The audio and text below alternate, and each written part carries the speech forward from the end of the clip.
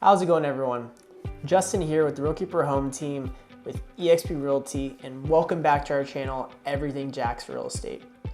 In this video, we're going to be doing the market update report for the city of Jacksonville for November of 2023.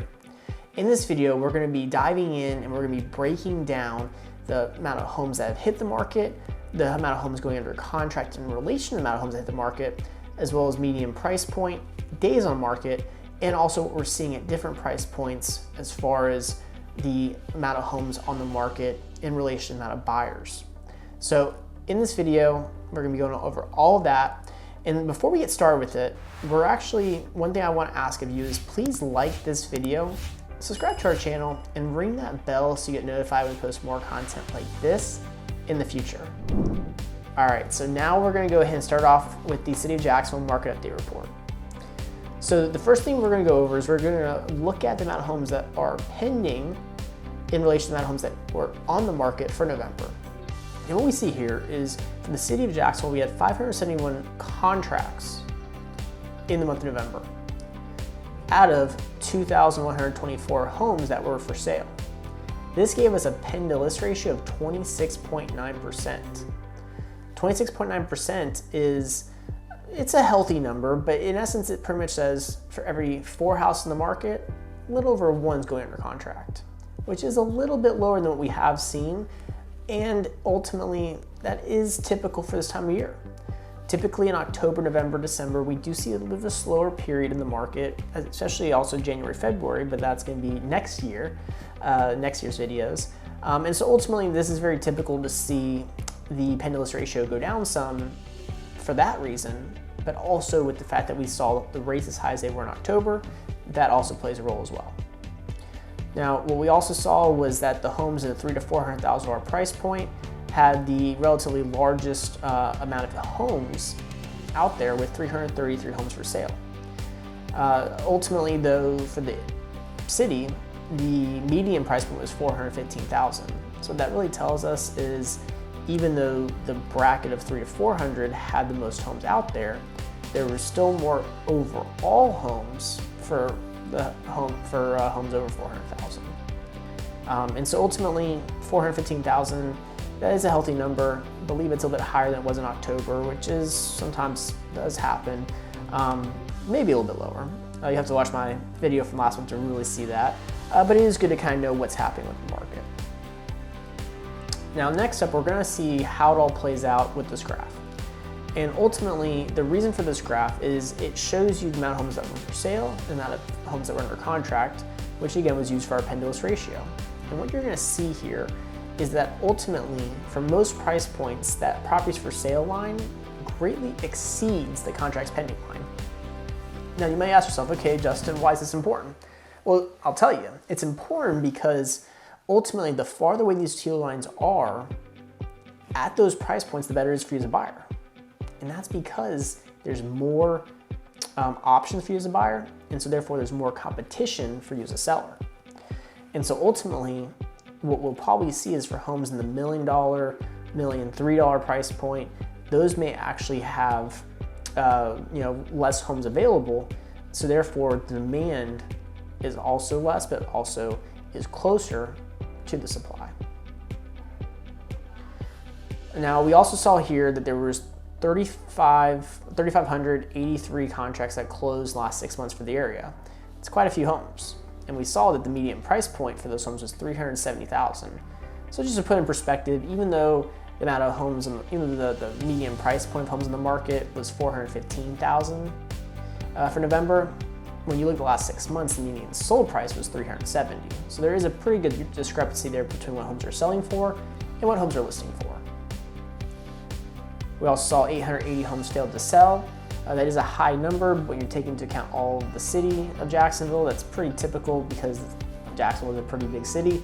And so ultimately, that's something that we'll continue to monitor, but homes do fail to sell for many different reasons.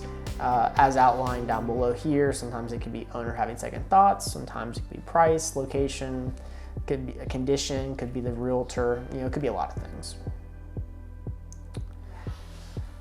We also see here with this page, we're going to go over the median days on market.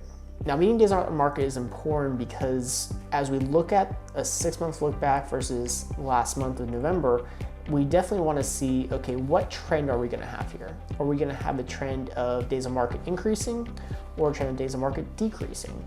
Typically, if the days on market's increasing, price point will actually typically decrease with it, typically. On the flip side, if days on market's decreasing, price point will normally increase. The reason for that is because if homes are staying on the market less amount of time, it means that there's more demand than there is supply. And supply can't keep up with demand. So with that being said, we see here that the median days on market for the last 6 months was 27 days on the market. And obviously the price point was $370,000. Now how does that stack up to the last month? Well, in the last month, that days on market went up to 31 days, so it went up 4 days. But price point also went up with it, and price point went to we'll call it 380,000. And so ultimately, what that tells me that even though days on market did increase some, it didn't increase enough for the price to go down last month. And so we actually did see prices coming up a little bit in the last 30 days compared to the last 6 months. Only about 10,000, but every 10,000 does matter. Now, next up we're going to look at is the median list to sales ratio, and for the area, we saw that it was 98.7%. It's a very strong number, especially if you're trying to sell. Because what it means is that you're getting close to 99% of your asking price from a buyer. And so ultimately, this number I believe is higher than it was last month, and it's a little bit surprising considering that we saw rates go up the way we did, but it does just speak volumes to the amount of interest in Jacksonville. Because ultimately we don't just have people who are local buying and selling, we also have people who are out of the area coming into the area to buy as well, which is keeping the area very solid from a value standpoint. And so ultimately that's why the list to sales ratio is as high as it is. Now, the absorption rate for the area was 2.6 months of inventory for the last 6 months. Now you may ask yourself, okay, Justin, what's the absorption rate? The absorption rate measures the amount of months of inventory that we have in any given area. And so ultimately, when you have 2.6 months of inventory for the area, that's pretty healthy for you as a seller. What it does mean is it's still a very strong seller's market, because anything under 6 is a seller's market, anything over 6 months of inventory is a buyer's market. And so overall, 2.6 months of inventory, that kind of goes hand in hand with the fact that we are still seeing prices come up. And ultimately, even though days on market have come up, they haven't come up enough to really increase the absorption rate too much. But we'll continue to monitor, because as we go into this time of year for the next couple months, we could see that number come up some, and maybe we will see prices come down some. A lot of it will also depend on what the Fed does and what lenders do in relation to what the Fed does. And so ultimately, if we see rates start to come down some, even though we're in the slower part of the year, the absorption rate might also come down some. So just something to kind of keep in mind as we go into the rest of this year and beginning of 2024. Now, we also see here that in November, we actually did, not sure why the graph's showing it like that, but November, the median sold price was $380. Looks like it's actually being defined in December over here. But ultimately, it does show that prices were still pretty consistent as far as the overall increase, with one anomaly here that was actually probably more so in October. And we see here for median days on market, still staying relatively consistent, but seeing a bit of an increase. So just something to keep in mind. Lastly, on this table, this measures the absorption rate or estimated months of inventory for each individual price point. What you can see here is for really any price point in Jacksonville, the absorption rate is still very heavily leaning towards sellers for most areas. Again, you see a lot of reds, you see a good bit of oranges. I'll be completely honest, I was thinking we're going to see a little bit more yellows in these numbers for November. But what this tells us is it's a very healthy market right now because certain homes do have more negotiating power for you as a buyer. If you as a seller, for most price points, you really shouldn't be in the market too long because of the fact that there's not enough inventory to support the demand, and ultimately there are buyers looking for your house. So if you're a seller looking to sell right now, if you're a buyer looking to buy right now, it is a really great time, because ultimately, while some sellers may decide to wait till after the holidays, they may decide to wait until March, April, May, when it's really considered the busy season of the year. You could always get a head start because prices are not coming down, and even though rates are going up or have been going up, overall we should start to see them coming down some.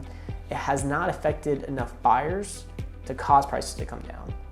So you could get a head start to beat out some of those other sellers and have less competition maybe later on in the year for that reason. If you're a buyer, there are still ways to negotiate to get the best price possible, to get the best rate possible, to get the best monthly payment possible. So if you have any questions, my contact information is down below in this video in the description. Definitely you can reach out to me. You can schedule some of my Calendly so we can do a Zoom call or meet face to face. I would love to be able to discuss what I can do to help with your home search here in Jacksonville. As someone who's born and raised here in Jacksonville, I love this city. Would not trade in for any other city out there as far as to live in. And so ultimately, would love to help you and your family as it comes to potentially moving to Jacksonville, or buying your next house in Jacksonville, or selling your current house in Jacksonville. So I'll catch you guys in my next video in December or in January for December's market update. But until next time, I'll see you guys again.